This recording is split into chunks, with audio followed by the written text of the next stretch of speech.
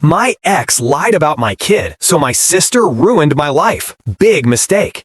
A few months ago, my ex-girlfriend showed up out of the blue with a 5-year-old boy and introduced him as my son. I was shocked, but I knew I had to be sure, so I did the only responsible thing and demanded a DNA test. It all started with a text message, a simple, out-of-the-blue buzz on my phone that would unravel my life for the next few months. The name on the screen was one I hadn't seen in years, Sarah. We'd broken up 5 years ago, and the split was messy enough that we'd both made a clean break. No calls, no texts, no accidental run-ins. I remember just staring at the preview, a single line, "Hey, we need to talk." My mind raced through a dozen possibilities. Was it a scam? Was she in some kind of trouble? Or was it something simpler, a moment of nostalgia? A small, foolish part of me wondered if she missed me, but that wasn't Sarah's style. She was always direct, always had a purpose. Against my better judgment, I replied, "Sure, when and where?" We agreed to meet at a neutral coffee shop the next day. I walked in feeling a strange mix of apprehension and curiosity, but nothing could have prepared me for what I saw. She was sitting at a small table in the corner, but she wasn't alone. Beside her was a little boy, probably about 4 or 5 years old, with a mop of brown hair that was vaguely familiar. He was quietly coloring in a book, completely oblivious to the storm that was about to break. I slid into the seat across from her, my eyes darting between her stoic face and the unsuspecting child. There was no small talk, no catching up on the last half-decade. She just looked me dead in the eye and said it. "This is your son." The words hung in the air, heavy and absurd. I felt like I'd been punched in the gut. I just stared at her, then at the kid, then back at her, my brain struggling to connect the dots. The math, I had to admit, worked out. It had been 5 years. It was physically possible. But the logical part of my brain, the part that remembered our on-again, off-again relationship, the part that knew she was seeing other people, was screaming that this didn't add up. We weren't serious. We were a fleeting thing, a chapter I'd long since closed. I took a deep breath, trying to keep my voice as even as possible. I told her that this was a massive accusation, and that before we discussed anything else, we would need a DNA test. I promised that if the test came back positive, I would step up. I'd pay for everything, be in his life, and take full responsibility. I thought that was a reasonable, mature response. I was wrong. Her face immediately twisted, her expression shifting from neutral to deeply offended. It was as if I had called her a liar to her core. She launched into a tirade about how I should just trust her, how a mother wouldn't lie about something so important. She played the victim, her voice rising with indignation. I wasn't trying to be cruel, but this was my entire future on the line. I couldn't just take her word for it. She started throwing out excuses. First, it was the cost, which was ridiculous since I just offered to cover it.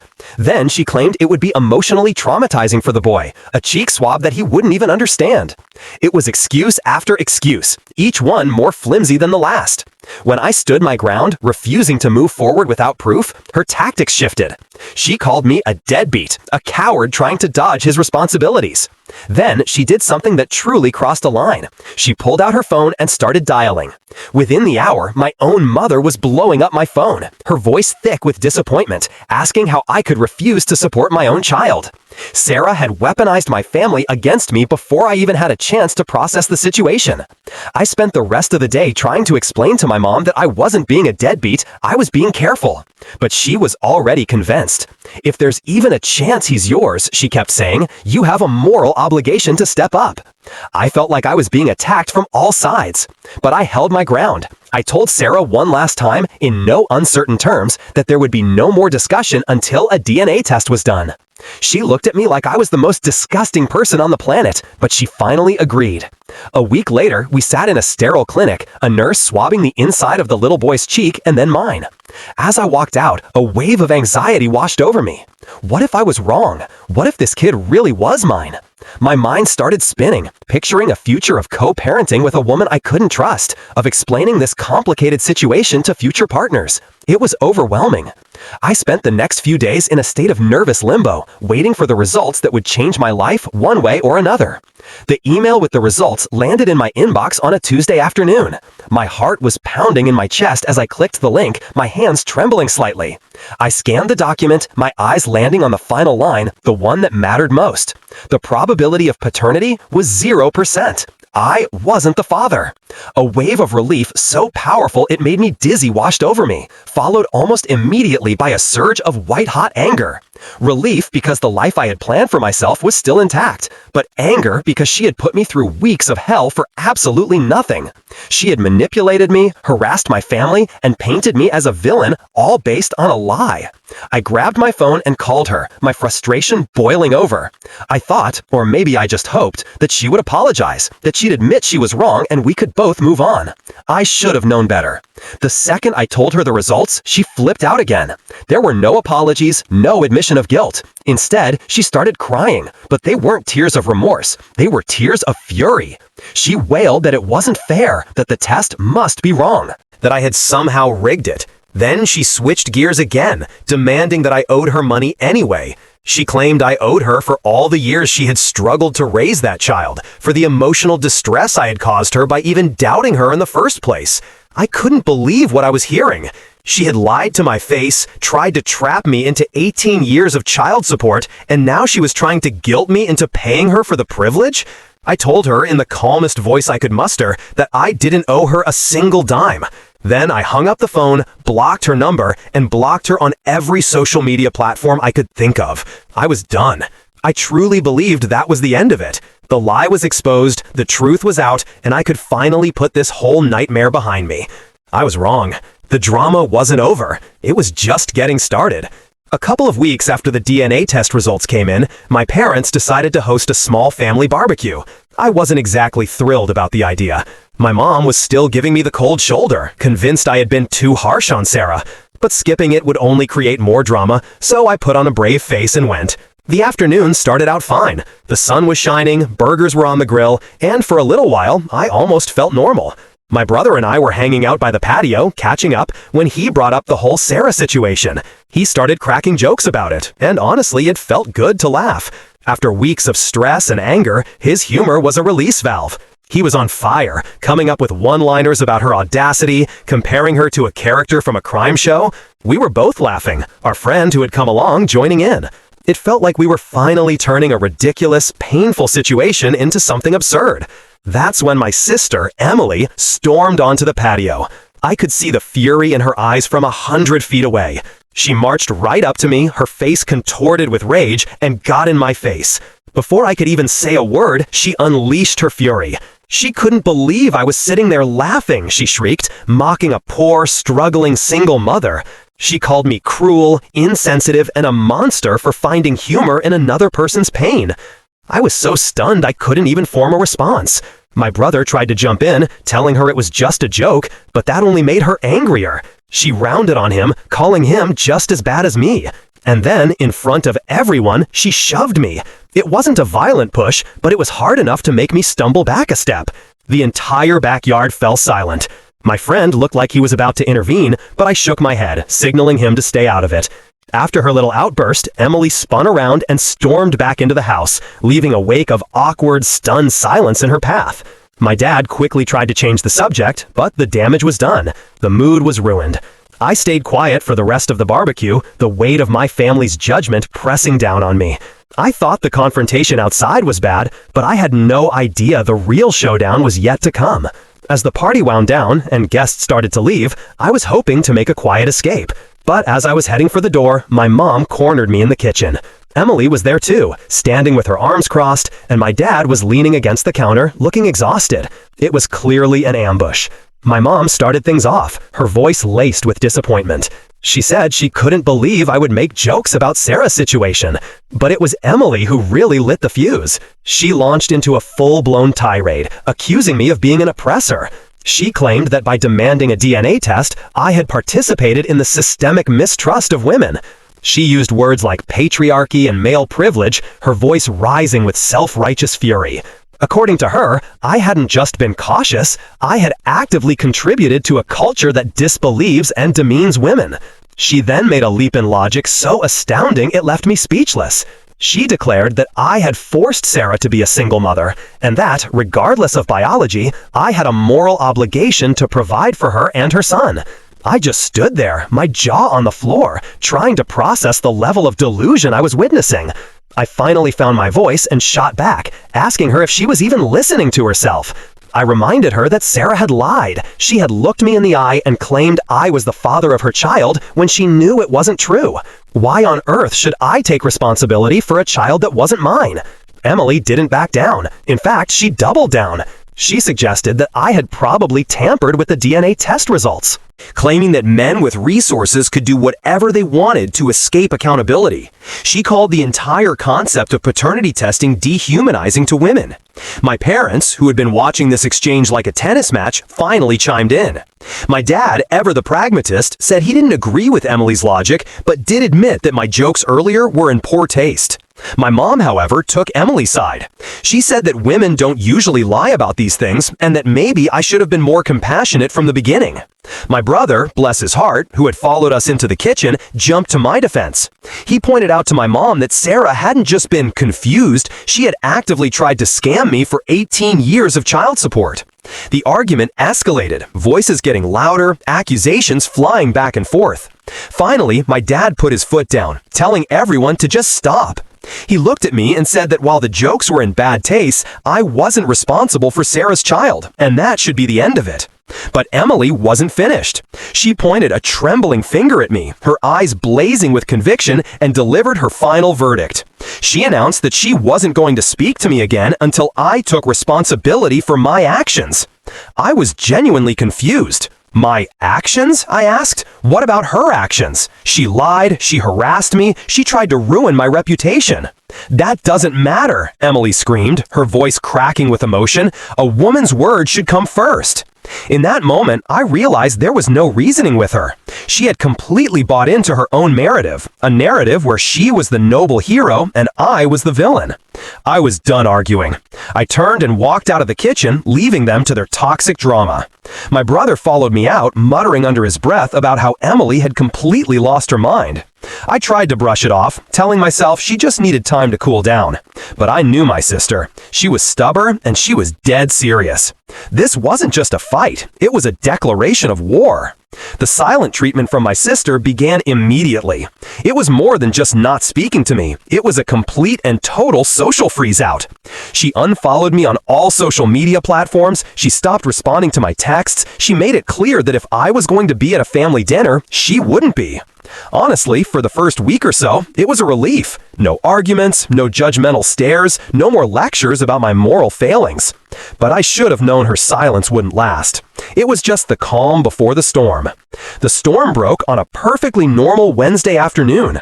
I was at my desk, trying to focus on a project when my phone started buzzing uncontrollably.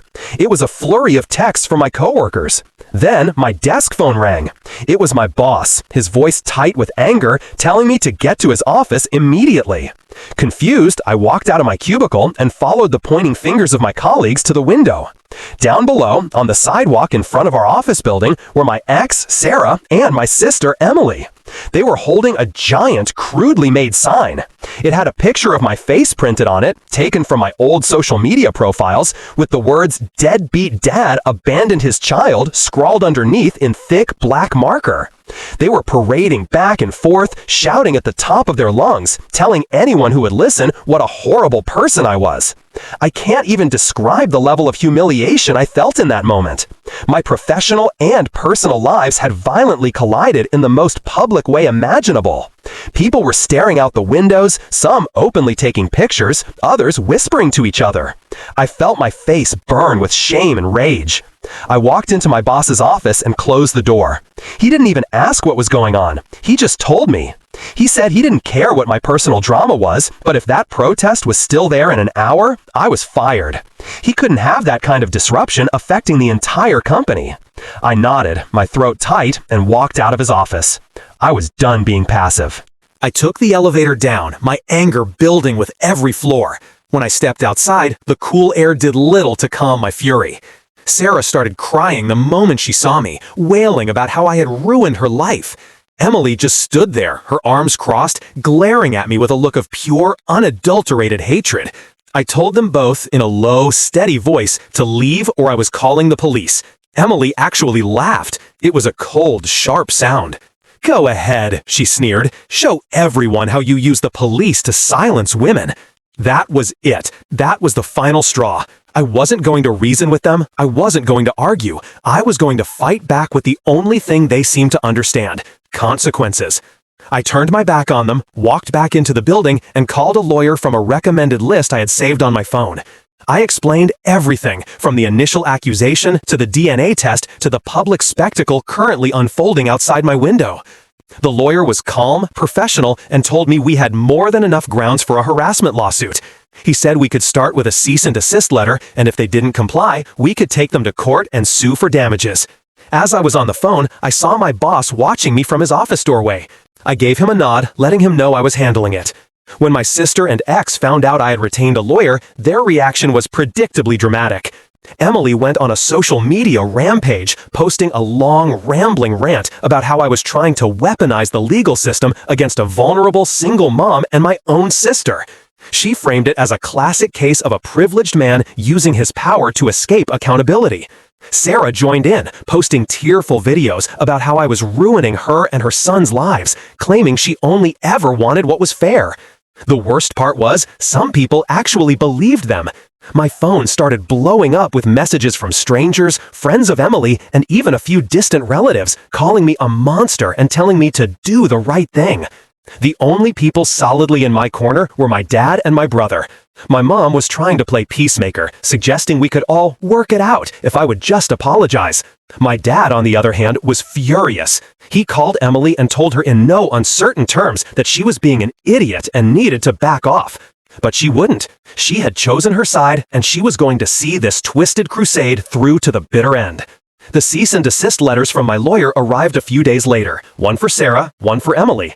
I thought, maybe naively, that the official legal stationery, the stern wording, and the very real threat of a lawsuit would finally make them see reason. I thought they would realize they had gone too far, and that the potential consequences were no longer worth it. I was wrong. Instead of backing down, they treated the legal letters like a declaration of war. Emily saw it as a badge of honor. She posted a screenshot of the letter on her Instagram story, framing it as proof that she was being silenced for speaking truth to power. She wrote a long caption about how the legal system was rigged in favor of men, and how I was using my privilege to punish her for her bravery. Her followers, of course, ate it up. My ex, Sarah, had a similar reaction. She posted a tearful selfie, claiming the letter was a form of intimidation and that I was trying to bully her into silence. The online harassment intensified. Now they weren't just attacking me, they were attacking my lawyer, the legal system, and anyone who dared to question their narrative. I was getting dozens of messages a day from strangers, calling me every name in the book. People were commenting on old photos of mine, tagging me in posts about deadbeat dads. It was a relentless digital smear campaign. Behind the scenes, my family was fracturing even more. My dad threatened to cut Emily off if she didn't stop, which only made her accuse him of being part of the patriarchy. My brother made it his personal mission to comment on every single one of her posts, linking to articles about paternity fraud and calling her out for her lies. My mom was a wreck, caught in the middle, begging me to just let it go for the sake of the family. But I couldn't let it go. This was no longer just about a lie. It was about my reputation, my job, and my sanity. My lawyer advised me to stay quiet online and let him handle it. He also told me to document everything, and I mean everything. Every post, every comment, every direct message, every harassing email. He said they were building our case for us, one defamatory statement at a time. And they were. Sarah, in particular, was becoming increasingly reckless. She started making up outright lies, posting things like, "He admitted to me in private that he's the dad, but he's too selfish to help." She even posted a picture of the negative DNA test results, claiming they were fake and that I had paid off the lab. It was insane. The tipping point came when they decided to escalate their campaign beyond social media. They made a post on a large local community Facebook page. It was a masterpiece of manipulation. They used my picture, told a sob story about a single mom abandoned by a cruel, wealthy man, and included a link to Emily's posts for more information. The post went viral in our local community. Within hours, it had hundreds of comments, most of them from people who didn't know me at all, calling me a loser, a scumbag, and worse. That's when my lawyer said it was time for the next step. He drafted another, more forceful legal letter, this time explicitly mentioning defamation of character and intentional infliction of emotional distress. He also sent a formal takedown request to the administrators of the Facebook page, including all the evidence we had gathered, the DNA test results, the initial cease and desist letter, and screenshots of their lies. When Sarah received the new letter, she finally cracked. She called me, sobbing, begging me to drop the whole thing. She promised she would delete everything, never contact me again, and leave me alone forever if I would just call off my lawyer. She even tried to guilt me one last time, saying I was destroying her son's future. But I was done. I told her she had her chance to stop, multiple times, and she didn't take it. Now she had to face the consequences. I hung up and blocked her number for good. Emily, however, was a different story. She was fueled by a righteous fire that couldn't be extinguished by a simple legal threat. She was determined to be a martyr for her cause, and she was willing to drag me down with her. With Sarah seemingly out of the picture, I foolishly hoped the worst was over. I should have known that my sister's ego wouldn't let her quit. She was all in on this narrative, and she wasn't about to let a little thing like the truth get in her way. Her social media presence became even more frenzied. She was no longer just defending Sarah, she was on a crusade against me. She started a hashtag, something like #Justice for Sarah's son, and encouraged her followers to share their own stories of being wronged by men. She had successfully turned her personal vendetta into a public movement, with herself as its noble leader. The harassment continued, but it was starting to feel background noise. What really scared me was when she tried to get the media involved. Sarah, probably at Emily's urging, pitched her story to a local news station. She framed it as a classic David and Goliath tale, a struggling single mom fighting for child support against a powerful, heartless ex who was using his money to evade responsibility. For a few days, I was terrified. I imagined my face on the evening news, my name dragged through the mud for all to see. But then, something unexpected happened. The reporter assigned to the story actually did their job. They contacted me for a comment, and instead of panicking, my lawyer and I sent over a comprehensive file. It included the DNA test results, the timeline of events, copies of all the harassing social media posts, and the cease and desist letters. We laid out the entire truth, plain and simple. The story never aired. Emily, of course, had a field day with this. She posted a furious rant accusing me of using my connections to censor the story and silence Sarah's voice. She called me a misogynistic control freak who was terrified of being held accountable.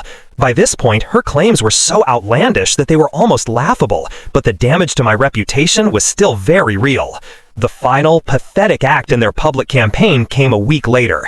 Emily and Sarah decided to organize a protest. They posted about it all over social media, calling for their supporters to gather outside my workplace for a rally for justice. They were going to show me that I couldn't silence them. I spent the morning dreading what I would find when I got to work. But when I arrived, there was no angry mob. There were only 3 people standing on the sidewalk: Sarah, my sister, and one random guy holding a misspelled sign that said, "Deadbeat dads deserve jail." The whole thing was just sad. But it was also the final straw for my boss. He called me into his office and gave me an ultimatum. He told me that my personal life was now a liability to the company. He said, "If this happens one more time, you're fired. I don't care who's right or who is wrong. I can't have this chaos disrupting my business." That was it. I had tolerated the lies, the harassment, the public shaming, but when they threatened my livelihood, they crossed a line I couldn't ignore.